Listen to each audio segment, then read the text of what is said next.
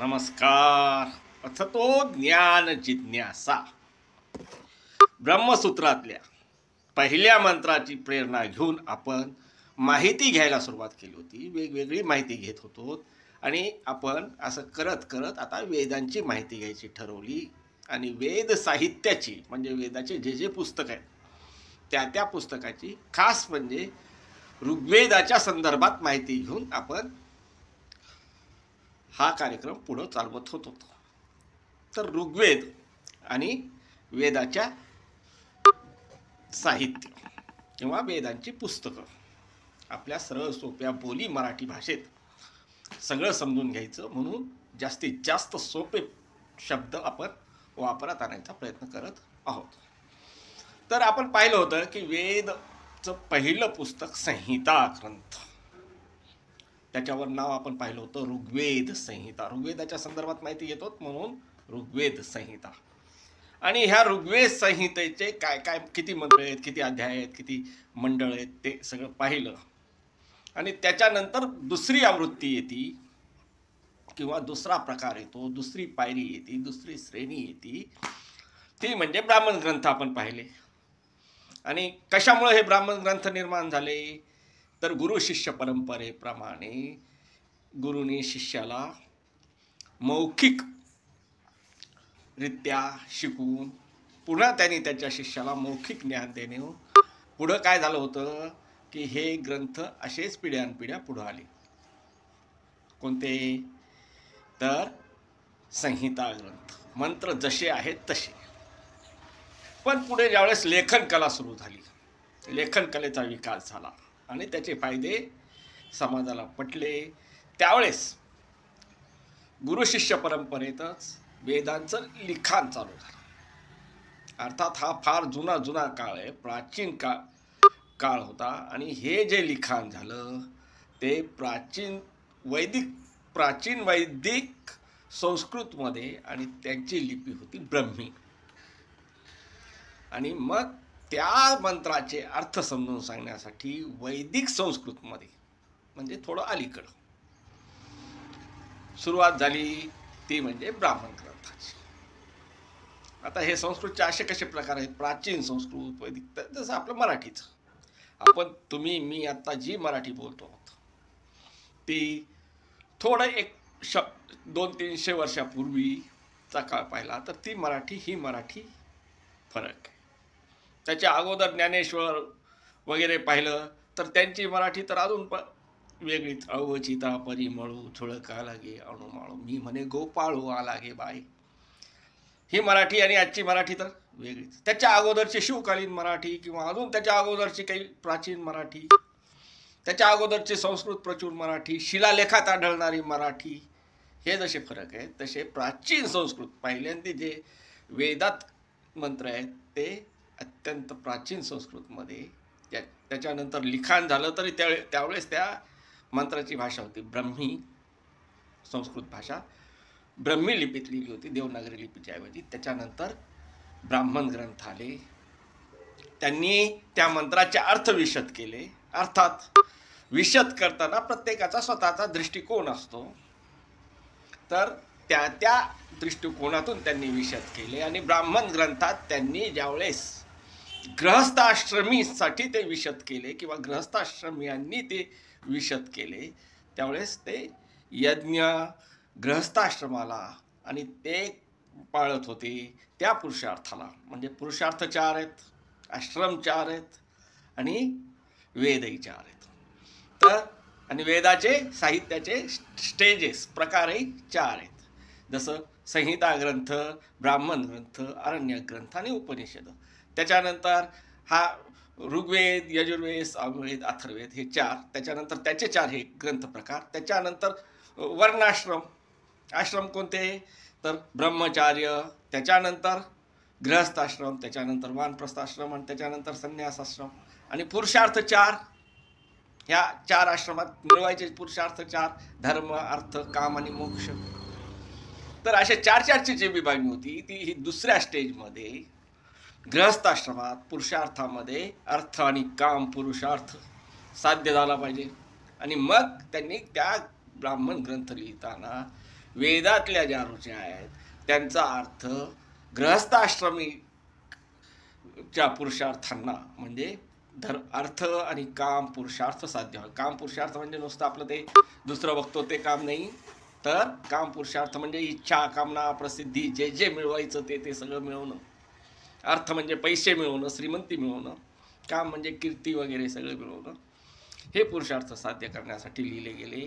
आणि आता आजचा जो आपला विषय आरण्यक ग्रंथ, ही तिसरी स्टेज आहे.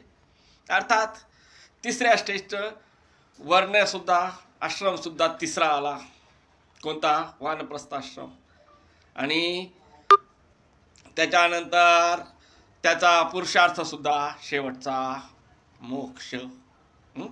काम आणि मोक्ष हे पुरुषार्थ साध्य करण्यासाठी आले. तर आरण्यक ग्रंथ म्हणजे काय? तर गृहस्थाश्रमाचे कर्तव्य पूर्ण केल्यानंतर वेदांची अशी आज्ञा होती की तुम्ही ज्यावेळेस तुमच्या नातवंडाचं मुख पाहाल किंवा तुम्हाला नातवंड होईल, पोराला पोरगा होईल किंवा वयाचे 45-50 वर्ष कंप्लीट होतील आणि तुम्हाला संसारात जे काय करण्यासारखं होतं ते सगळे तुमचे कामं तुम्ही पूर्ण केले असताल, त्यावेळेस तुम्ही यातून रिटायरमेंट घ्या, म्हणजे यातून वेगळे व्हा, वनात जाऊन एकटे राहा आणि पुढं मुक्तीचा, मोक्षाचा, ज्ञानाचा विचार करा अशी वेदाज्ञा आहे. आणि तो आश्रम म्हणजे वनात जायचा वानप्रस्थाश्रम. सगळी जबाबदारी पोरांवर सुनांवर सोडून पुढे सरकायचं. तर ह्या वानप्रस्थाश्रमात त्या दृष्टीने जे कोणते ग्रंथ लिहिले गेले वानप्रस्थाश्रमी ऋषींनी, त्या स्टेजला पोहोचल्यानंतर जे ग्रंथ लिहिले गेले ते आरण्यक ग्रंथ. अर्थात ते ग्रंथ ब्राह्मण ग्रंथाला आध्यात्मिक अधिष्ठान मिळवून देण्यासाठी ब्राह्मण ग्रंथ कर्तव्य सांगत होते, कर्म सांगत होते. आणि आरण्यक ग्रंथांनी ज्ञानाचा मार्ग धरला आणि ज्ञानाच्या मार्गातून कर्म मार्गाला सपोर्ट करायचं, पाठबळ द्यायचं ठरवलं. अर्थात यज्ञापाठीमागे कुठले कुठले आध्यात्मिक वैज्ञानिक अधिष्ठान आहेत, त्याच्या पाठीमागं कोणते सिद्धांत आहेत की त्याच्यामुळं यज्ञ केले गेले पाहिजेत किंवा कसं वागलं गेलं पाहिजे, वेदात सांगितलेल्या ज्या मंत्राप्रमाणे वेदाज्ञेप्रमाणे कसं वागायचं, वेदानुकूल कर्म कसे करायचे, का करायचे, याच्यावरती चर्चा होती. ही चर्चा कुणी केलेली आपण ह्याच्या अगोदर शिकलो होतो. उत्तर मीमांसा म्हणजे वेदांतींनी, ज्यांचा आधार होता ब्रह्मसूत्र, त्यानंतर उपनिषद आणि तिसरं म्हणजे भगवद्गीता. तर ह्या स्टेजला आल्यानंतर आरण्यक ग्रंथात आध्यात्मिक पारलौकिक ब्रह्म माया जीव सृष्टी रचना वगैरे गूढ सिद्धांताचा उहापोह केलेला आहे, म्हणजे चर्चा केलेली आहे. हे आता का झालं असं? गूढ सिद्धांताची चर्चा अरण्यातच होऊ शकते. जर गृहस्थाश्रमाने घरात सगळे कर्तव्य करताना हे सिद्धांत मी कुठून आलो असं करणार नाही किंवा ते जमणारही नाही. मोक्ष म्हणजे काय, ब्रह्म म्हणजे काय, पुनर्जन्म कसा होईल किंवा कशाने होतो, हे सिद्धांत वनात जंगलात एकांतातच करण्यासारखे होते. आणि ते ह्या आरण्यक ग्रंथांनी पाहिले. आरण्यक म्हणजे ब्राह्मण ग्रंथच आहेत, फक्त त्यातून थोडासा दृष्टिकोन वेगळा. आणि उपनिषद तर ह्याच्या पुढची स्टेज आहे की ज्यावेळेस त्यांनी ह्याच्यातलं तत्वज्ञान, बारकाईने तत्वज्ञान शोधून सांगितलं, सिद्धांत मांडले, आपले वेगळे विचार मांडले, संशोधन केलं, PhD केली आपल्या शब्दात. तर आरण्यक ग्रंथ हे काय आहेत? ब्राह्मण ग्रंथाला पाठबळ देण्यासाठी एकांतात वनात लिहिले गेलेले चिंतन करणारे ग्रंथ आहेत. कारण अरण्यात कर्म करण्यासारखं काहीच नाही. यज्ञ विज्ञ काही करायचे झाले म्हणलं तर बाकीचं साहित्य सगळं मिळेल असं नाही, कारण तो एकटाच आहे. चिंतन मनन करण्याशिवाय, तप वगैरे करण्याशिवाय दुसरे काही साधन नव्हते. त्या साधनाचे वैशिष्ट्य, त्या साधनाचं महत्त्व आरण्यक ग्रंथात सांगितलं गेलं. आता ऋग्वेदाच्या संदर्भात पाहायला गेलं तर अरण्यक किती असले पाहिजे? ऋग्वेदाच्या 21 शाखा होत्या असं आपल्याला पतंजलींनी सांगितलं. महर्षी पतंजलींनी 21 अरण्यक असले पाहिजे, 21 ब्राह्मण असले पाहिजे. नंतर चक्रव्यूह ग्रंथाच्या आधाराने सांगायचं झालं तर त्याच्यात त्यांनी सांगितलं की काही इतक्या सगळ्या शाखा नाहीशा झाल्या आणि 5 शाखा उरल्या. मग 5-5 तरी भेटले पाहिजे. पण सध्याच्या परिस्थितीत शकल शाखा एक सोडली तर ऋग्वेदाच्या शाखा राहिल्या नाहीत आणि ब्राह्मण ग्रंथ फक्त 2 आढळतात. एक ऐतरीय, आपण जे ब्राह्मण ग्रंथ शिकताना पाहिलं होतं, ऐतरा ऋषीपत्नी, तिच्यापासून मुद्गल मांडुक्य ऋषींना झालेला पुत्र ऐतरेय. मग तो अगोदर पहिल्यांदी मंदबुद्धी म्हणून प्रसिद्ध झाला, नंतर त्यांनी स्वतःचं ज्ञान सिद्ध करून महर्षी पदापर्यंत पोहोचले. ते सगळं पाहिलं होतं.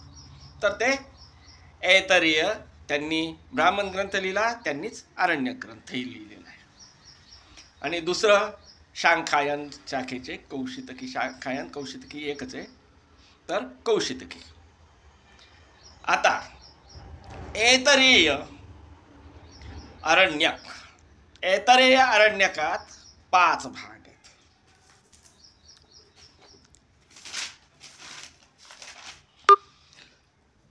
ही शाखा शकल शाखा 5 भाग आहेत. एकूण 18 अध्याय आहेत.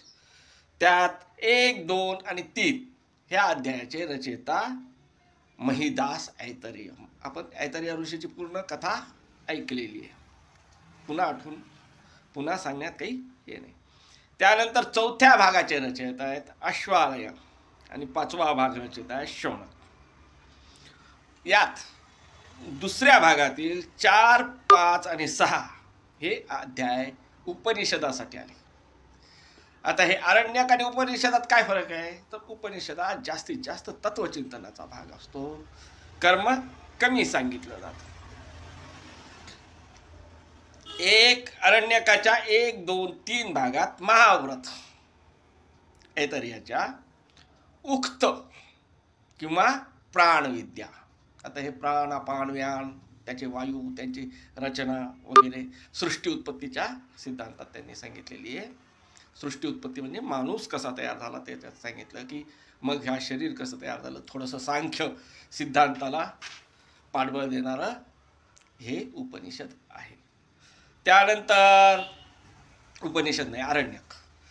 त्यानंतर 4था भाग महिम्नी ऋचा आणि ज्या महाव्रताच्या 5व्या दिवशी म्हटल्या जातात. त्यानंतर 3ऱ्या भागात, आपलं 5व्या भागात निष्कैवल्य शास्त्र असे या विभागाचे नाव आहेत आणि त्याच्यात ह्या सगळ्या विषयाची चर्चा आहे.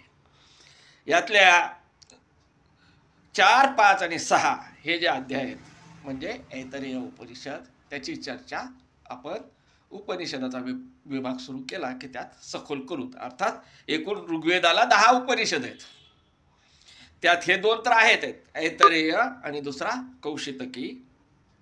मग त्याच्यानंतरचे जे आहेत ते आत्मवेद, मुद्गल, निर्वाण, नादबिंदू, अक्षमाया, अर्थात ह्या सगळ्याच्या पुढे उपनिषद लिहिलेले, अक्षमाया उपनिषद, त्रिपुरा उपनिषद, ब्रह्मरूपा उपनिषद, सौभाग्यलक्ष्मी उपनिषद वगैरे. आता दुसरं जे अरण्यक आहे ऋग्वेदाला संदर्भित, ऋग्वेदीय दुसरं अरण्यक जे आपल्याला सापडतं, कौशितकी किंवा शांखायन. तर वेदाच्या गद्य भागाचं यातही निरूपण आहे. यात एकूण 15 अध्याय आहेत, 137 त्याचे खंड आहेत आणि यात सुद्धा या यात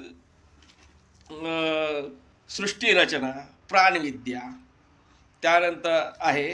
त्यानंतर ह्याच्यात चित्रगंगायनी, अरुणी आणि श्वेतकेतू यांची कथा येते. त्यानंतर जीवन, प्राण आणि ब्रह्माची ओळख यावर एक हे येतं. परत ब्रह्म कोण आहे, ब्रह्म म्हणजे काय आणि इंद्र म्हणजे ब्रह्म आहे हे काही सांगण्याचा काही एक थोडासा प्रकार येतो. आणि गार्ग्यपुत्र बालिकी आणि काशीराज अजातशत्रू जनक यांची ब्रह्मविद्या काय आहे याच्यावरची चर्चा येते. त्यानंतर सांगायचं झालं तर हे ह्याच्यातले 3, 4, 5 आणि 6 हे अध्याय कौशितकी उपनिषद म्हणून प्रसिद्ध आहेत. उपनिषदाच्या संदर्भात आपण ते पाहूत. आणि मला वाटतं अरण्य ग्रंथाची महत्त्व, गरज, महत्त्व आणि उपयोगिता इथोर पुरे. आता पुढं आपण ऋग्वेदीय उपनिषद म्हणजे काय हे समजून घेऊ आणि ऋग्वेदीय उपनिषद कोणते आहेत म्हणजे आता 10 सांगितले त्याविषयी थोडक्यात थोडी माहिती घेऊ. अर्थात हे संवाद सूत्र ज्यावेळेस आपण माहिती घेऊ उपनिषदाची ते थोडे रंजकही होण्याची चांगली शक्यता आहे. आत्ता सांगितलेल्या 3-4 कथा कौशितकीच्या, 7-8 कथा ऐतरियाच्या आणि पुढं अजून हे तर 2च झाले आणि पुढं अजून जे 10 आहेत, 8 आहेत त्यातही अशा काही कथा वगैरे येतात. अर्थात आपण पूर्ण कथा नाही घेणार, व्हिडिओच्या लिमिटच्या अर्थाने आपण त्याच्यातल्या काही थोड्या पाहूत आणि उपनिषदाला सुरुवात करू. ऋग्वेदीय उपनिषद हा त्याच्या पुढचा 4था टप्पा येतो, 4थी पायरी येते. वैदिक ग्रंथ परंपरा आहेत पाहायला गेलो तर. अर्थात त्याच्या भाष्य, टीका, टिप्पण्या त्या वेगळी गोष्ट. ह्या 4 ग्रंथ पहिल्यांदा समजून घ्यावे लागतात. त्यावेळेस आपल्याला एखाद्या वेदाचा थोडंसं चेहरा मोहरा समजू शकतो. धन्यवाद. भेटूत पुन्हा उपनिषदाच्या संदर्भात. ऋग्वेदीय उपनिषदे.